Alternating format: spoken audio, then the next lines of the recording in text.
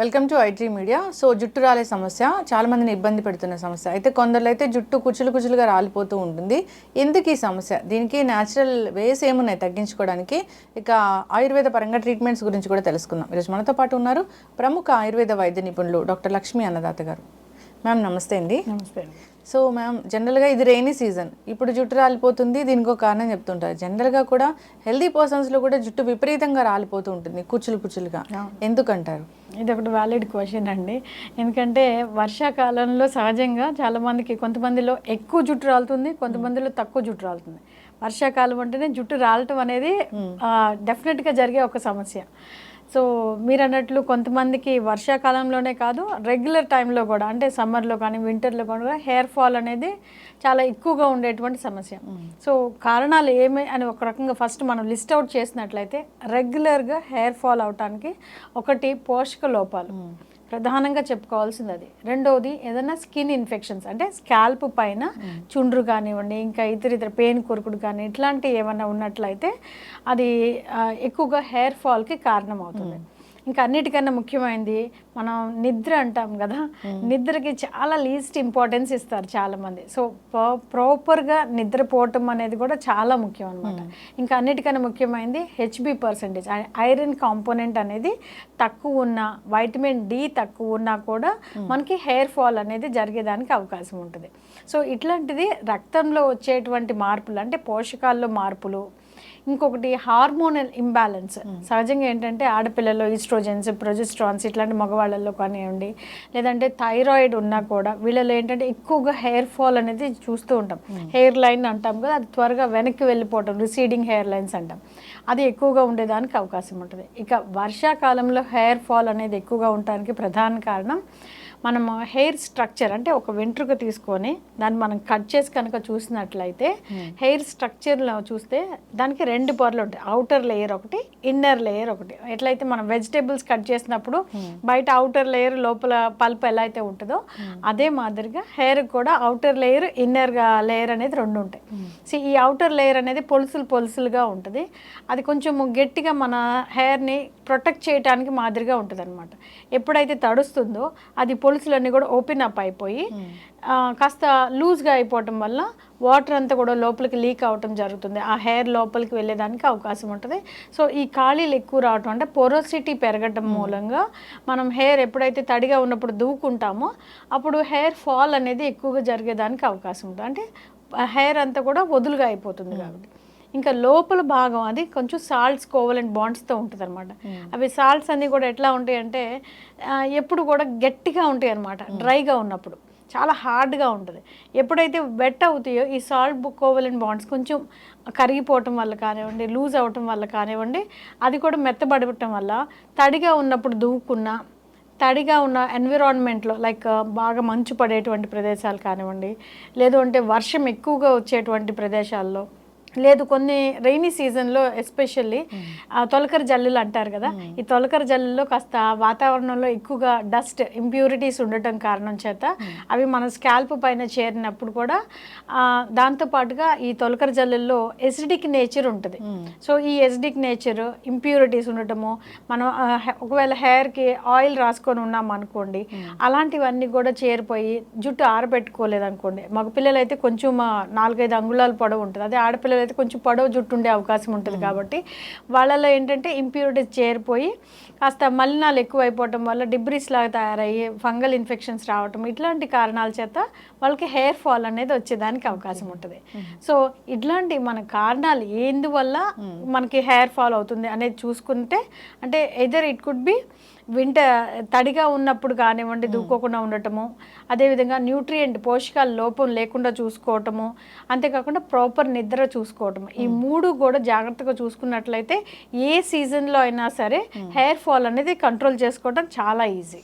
Yes, stress లేదా ఏదైనా అనారోగ్యం బారిన పడినప్పుడు కూడా జుట్టు హెయిర్ ఫాల్ అంటే ఇప్పుడు ఎప్పుడైతే అనారోగ్యం ఏదైనా డిసీజ్తో కానీ ఏదైనా ఆరోగ్య సమస్యలు ఉన్నప్పుడు పోషక లోపం అనేది సహజంగా జరుగుతుంది. లేదంటే కొన్ని రకాలైన యాంటీబయాటిక్స్ వాడతాము.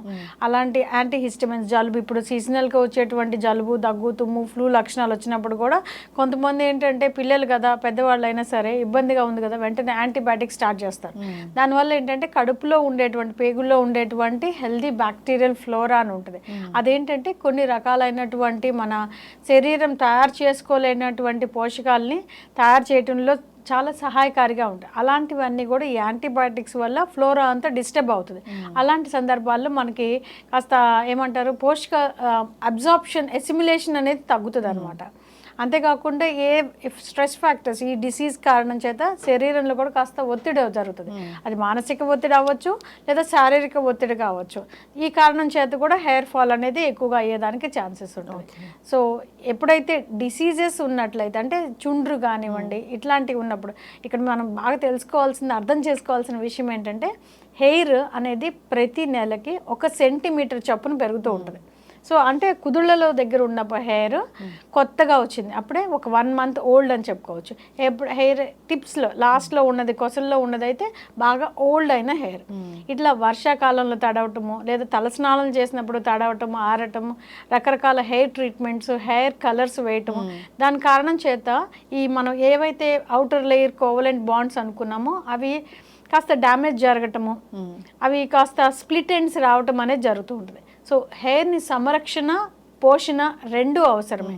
సో పోషణ విషయానికి వచ్చేసరికి ఇందాక మనం చెప్పుకున్నాం వైటమిన్ డి, వైటమిన్ ఐరన్ మినరల్స్లో చూస్తే హెచ్బి పర్సెంటేజ్ మెయింటైన్ చేయడం కోసము, అదేవిధంగా మనం వైటమిన్ సి, వైటమిన్ ఈ ఇట్లాంటివన్నీ కూడా సమృద్ధిగా ఉండేలా చూసుకోవాలి. ఇంకా పోషకాల్లో మనం తీసుకునేటువంటి ఆహారం ముఖ్యంగా బాగా డార్క్ గ్రీన్ లీఫీ వెజిటేబుల్స్, ఇంకా వైటమిన్ సి అంటే మనకి ఏ డిసీజెస్ కూడా ఇట్లాంటి చుండ్రు కానివ్వండి వేరే ఇతర డిసీజెస్ రాకుండా ఇమ్యూనిటీని పెంచే విధంగా ఉండేటువంటి vitamin C, vitamin E, vitamin A ఇవి కూడా సమృద్ధిగా ఉండేలాగా చూసుకోవాలి. సో దీనివల్ల మనకి హెయిర్ ఫాల్ అనేది న్యూట్రియంట్ లోపం వల్ల జరగకుండా చూసుకునే అవకాశం ఉంటుంది. ఇంకొకటి మనం చూసుకోవాల్సింది hair external applicants like oils కానివ్వండి, షాంపూస్ కానివ్వండి, హెయిర్ ట్రీట్మెంట్స్ రకరకాలు చేసుకుంటూ ఉంటారు. వాటి వల్ల కూడా హెయిర్ డ్యామేజ్ కాకుండా చూసుకోవాలి. ఎప్పుడైతే మనకు తెలిసిందో హెయిర్ అనేది 1 ఇంచ్ లేదా 1 సెంటీమీటర్ పర్ మంత్ గ్రోత్ ఉంటుంది కాబట్టి మనం సహజంగా వింటర్ సీజన్లో సమ్మర్ సీజన్లో కుదుళ్ళకి హెయిర్ ఆయిల్ అప్లై చేయొచ్చు. కానీ వర్షాకాలం వచ్చేసరికి డ్యామేజ్ ఎక్కువగా మన కొసల్లో ఎండ్స్లో జరుగుతుంది కాబట్టి స్ప్లిట్ ఎండ్స్ ఉన్నట్లయితే స్ప్లిట్ ఎండ్స్ ఇమీడియట్గా ట్రిమ్ చేయటము, ఆ స్ప్లిట్ ఎండ్స్ ద్వారా వాటర్ అంతా లోపలికి వెళ్ళి కాస్త డ్యామేజ్ ఎక్కువ జరిగే అవకాశం ఉంటుంది కాబట్టి ఇమీడియట్గా స్ప్లిట్ ఎండ్స్ ట్రిమ్ చేసుకోవటం. ఆయిల్ కూడా ఎండ్స్కి అప్లై చేసుకున్నట్లయితే మనకి ఎక్కువగా పోషణ లభించేదానికి అవకాశం ఉంటుంది. హెయిర్ని ప్రొటెక్ట్ చేసుకోవడానికి వీలుగా ఉంటుంది. ఇక ఆయుర్వేద పరంగా వస్తే అందరికీ ఇళ్లలో ఈజీగా దొరికేటువంటిది ఈ శీకాకాయ కానివ్వండి, కుంకుడుకాయలు కానివ్వండి, భృంగరాజ్ కానివ్వండి, ఎలోవీరా, ఆమ్లా పౌడర్ ఇట్లాంటివన్నీ చూర్ణాలు మనకి ఇప్పుడు అన్ని ఆయుర్వేదిక్ స్టోర్స్లో దొరుకుతాయి.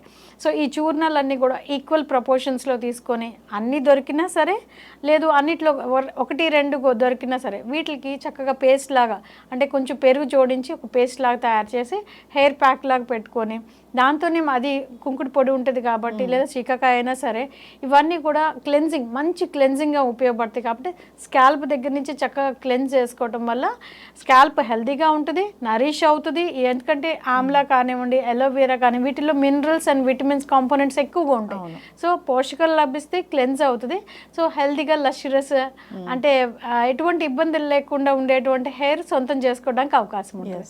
ఇంకొకటి ఏంటంటే మనం హైబిస్కస్ కానివ్వండి, మందార ఆకులు అంటాం కదా, కేవలం మందార ఆకులు మాత్రమే కాదు, మందార ఆకులు, మందార పువ్వులు ఈ రెండింటిని కూడా చక్కగా పేస్ట్ లాగా చేసి దానికి కొంచెం పెరుగు జోడించి దాన్ని కూడా హెయిర్ ప్యాక్ లాగా పెట్టుకొని మనం తలస్నానం చేసేయచ్చు. ఈ మందార ఆకులు, మందార పువ్వులు ఏంటంటే కొంచెం షాంపూ నేచర్ ఉంటాయి, అంటే క్లెన్సింగ్ చేసేటువంటి నేచర్ ఉంటుంది కాబట్టి షాంపూ కూడా వాడకుండా చక్కగా మనం రిజిన్ చేసేసుకున్నట్లయితే కడిగేసుకున్నట్లయితే తలస్నానం చేయడం వల్ల ఈ మలినాలన్నీ కూడా పోయి హెయిర్ సాఫ్ట్ స్కిన్ లాగా మన జుట్టు కూడా మంచి మృదువుగా ఉండేదానికి అవకాశం ఉంది. ఎస్, ప్రతిరోజు ఒక కరివేపాకు తింటే కూడా జుట్టు సమస్య తగ్గిపోతుంది అంటారు కదా మ్యామ్? అంటే కరివేపాకులో మన పోషకాలు ఎక్కువగా ఉంటాయి. కరివేపాకులో, మునగాకులో ఇట్లాంటి వాటిలో ఏంటంటే iron components, vitamin A, vitamin C ఇట్లాంటి పోషకాలు లభించటం వల్ల మనకి ఈ పోషక లోపం వల్లే మనకి హెయిర్ ఫాల్ అయ్యేదానికి కూడా అవకాశం ఉంటుంది. కాబట్టి రోజువారీ ఒక టాబ్లెట్ రూపంలాగా ఒక 4-5 కరివేపాకు రెమ్మలు తీసుకున్నా దానివల్ల మనకి పోషకాలు లభిస్తున్నాయి. కాబట్టి ఆ ఐరన్ డెఫిషియన్సీ అనేది కవర్ చేస్తుంది. యూజువల్లీ ఫీమేల్స్లో ఏంటంటే వాళ్ళకి నెలసరిలు రావటం కారణం చేత ఎంతో కొంత బ్లడ్ లాస్ అనేది ఉంటుంది. సో ఐరన్ డెఫిషియన్సీ అనేది ఉంటుంది. ఎనీమియాతో బాధపడే వాళ్ళు ప్రపంచం మొత్తం మీద చూసినట్లయితే చాలా ఎక్కువ సంఖ్యలో ఉంటారు. సో అదేవిధంగా ఇండియాలో కూడా మన తెలుగు ప్రదేశాల్లో కూడా ఆడవాళ్ళల్లో ఐరన్ డెఫిషియన్సీతో ఇబ్బంది పడేవాళ్ళు చాలా ఎక్కువ. దానివల్లనే ఫీమేల్లో హెయిర్ లాస్ అనేది ఎక్కువ ఉంటుంది. ఇంకొకటి ఏంటంటే ఫీమేల్కి హెయిర్ అనేది చాలా పొడవుగా ఉంటుంది కాబట్టి 4-5 వెంట్రుకలు రాలిపోయినా కూడా అది చాలా ఎక్కువ మొత్తంలో హెయిర్ ఫాల్ ఉన్నట్లు అనిపిస్తుంది. సో ఇట్లాంటి చిన్నవి రెమెడీస్ చేసుకుంటూ మన హెయిర్ ఫాల్ అనేది కంట్రోల్ చేసుకోవడం చాలా సులువు. ఎస్, ఖచ్చితంగా ma'am. So hair fall issue వచ్చిందంటే అది ఇంటర్నల్గా మనము సరైన ఆహారం తీసుకోకపోవడము. సో ఇంటర్నల్గా మనం తీసుకోవాలి. అప్లికేషన్స్ మీద ఆధారపడతారు చాలామంది. సో ఏ షాంపూ వాడామా, ఎలాంటి ప్యాక్ వేసామా అని. సో దానివల్ల అయితే పెద్ద మిరాకిల్స్ ఏం జరగవు, కానీ సో న్యూట్రిషన్ డెఫిషియన్సీ అనేది లేకుండా చూసుకోవాలి. చక్కగా చెప్పారండి. సో అందరు కూడా పాటించాలని కోరుకుందాం. ధన్యవాదాలు. Thank you.